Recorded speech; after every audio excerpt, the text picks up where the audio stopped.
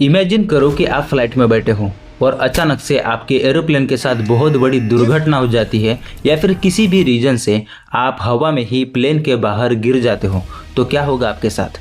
क्या लगता है आपको कि क्या उस सिचुएशन में आप बच पाओगे या फिर कौन सी ऐसी चीज़ है जो आपको बचा सकती है या फिर उस सिचुएशन में आप क्या करोगे? क्योंकि फिलहाल में प्लेन के रिलेटेड बहुत सारी ऐसी घटनाएं हो रही हैं, जैसे कि रिसेंटली जो हादसा अहमदाबाद में हुआ। इन सब चीज़ों को देखने के बाद मन में एक ही ख्याल आता है कि क्या हो अगर हम इस सिचुएशन में होते। लेकिन जो अहमदाबाद में हुआ वो तो एक प्लेन क्रैश था, लेकिन क्या हो अगर हम प्लेन के बाहर हवा में ही गिर जाए। लेकिन सबसे बड़ी ध्यान देने वाली बात तो यह है कि एरोप्लेन से अचानक बाहर गिरना इतना भी ईजी या पॉसिबल नहीं है, क्योंकि एरोप्लेन के डोर कंप्लीटली क्लोज रहते हैं और ऐसा इंसिडेंट होने के लिए प्लेन के साथ बहुत ही बड़ी खराबी या फिर प्लेन का स्ट्रक्चरल फेलियर या फिर प्लेन का हवा में ही टूट जाना, इन्हीं सब कंडीशन में ये चीज़ हो सकती है।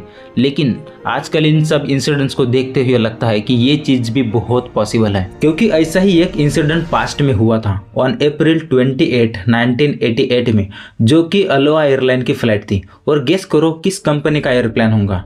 तो यस, यू गेस्ड राइट कि ये बोइंग 737 था।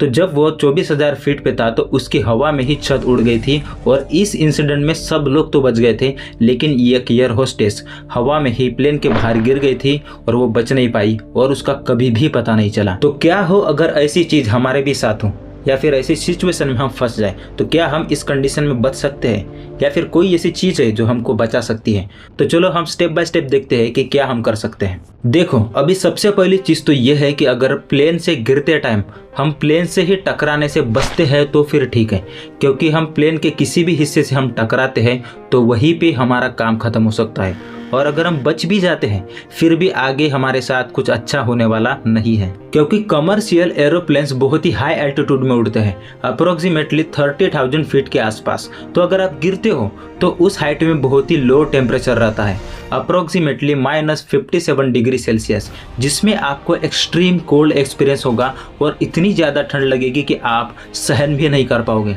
और दूसरी चीज़ ये है कि उस हाइट में बहुत ही लो ऑक्सीजन लेवल रहता है, जिसमें आपको सांस लेने में बहुत ही तकलीफ होने वाली है और उसके बाद बहुत ही ज़्यादा चांसेस है कि आप बेहोश भी हो जाओगे और उसके बाद तो नहीं पता कि आप होश में आओगे या नहीं। तो क्या लगता है आपको कि आप बच पाओगे? क्योंकि उस हाइट से अगर आप गिरते हो तो बहुत ही स्पीड से आप नीचे गिरने वाले हो, अप्रोक्सीमेटली 190 किलोमीटर की स्पीड से आप नीचे गिरोगे। तो इतनी स्पीड से नीचे गिरना किसी भी इंसान के लिए खतरनाक हो सकता है। लेकिन यहाँ पे एक चीज़ आपकी हेल्प कर सकती है। जब आप बहुत ही तेज़ी से नीचे गिर रहे हो तो आपको स्प्रेड ईगल पोजिशन में आना है, जिसमें गिरते टाइम आपकी स्पीड थोड़ी सी कम हो जाएगी। लेकिन क्या ऐसा करने से आप बच पाओगे?